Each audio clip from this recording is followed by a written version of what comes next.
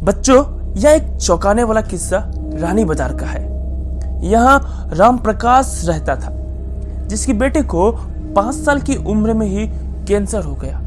कई डॉक्टरों को दिखाने और इलाज कराने पर भी उसमें किसी तरह का सुधार नहीं आया। होते होते एक रात कैंसर ने उसकी जान ले ली। उस बच्चे की जान रात को करीब 1 बजे गई थी।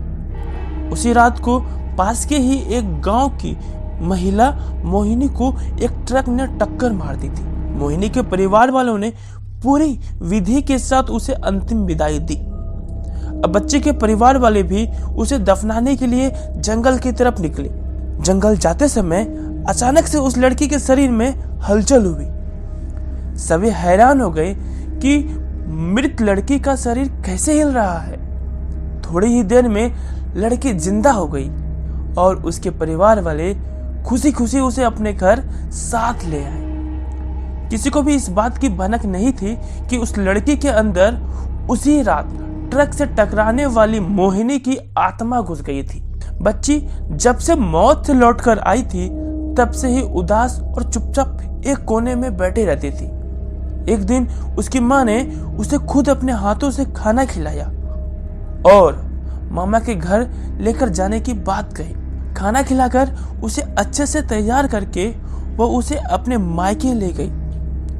रास्ते में वो बच्ची जैसे ही उस ट्रक के हादसे वाली जगह पर पहुंची तो उसने अपनी माँ को कहा, मेरा गांव इधर है। माँ ने उसकी बातों पर बिल्कुल गौर नहीं किया और उस बात को हंसी में टाल दिया। कुछ ही देर में वो अपनी बेटी यानी अपने मामा यानी अपने भाई के घर पहुंच गए। 1-2 दिन बाद मामा जी के घर के आसपास ही बच्ची के अंदर घुसी मोहिनी को अपने पड़ोसन सिमरन देखी। उसने जोर से उसे नाम से पुकारा। सिमरन ने पलटकर देखा तो एक छोटी बच्ची थी। उसे बड़ी हैरानी हुई कि इस लड़की को मेरा नाम कैसे पता। तभी मोहिनी ने अपने साथ बीती सारी बातें उसे बता दी।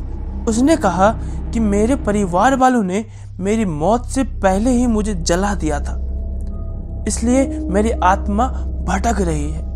उसी दिन इस लड़की की भी मौत हो गई थी तो मैं इसके शरीर में घुस गई।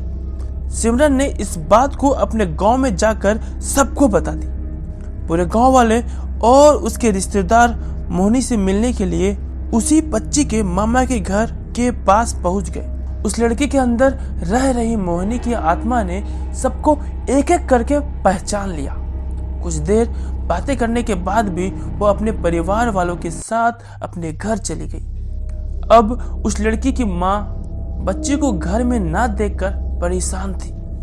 जब उसे पता चला कि वह कुछ लोगों के साथ दूसरे गांव चली गई है तो वो उसे बुलाने के लिए चली गई।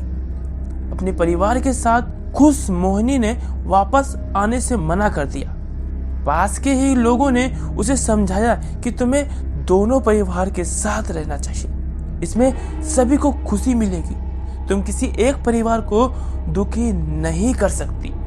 इस बात को सुनने के बाद लड़की के शरीर में रह रही मोहिनी अपनी माँ के साथ वापस आने के लिए राजी हो गई।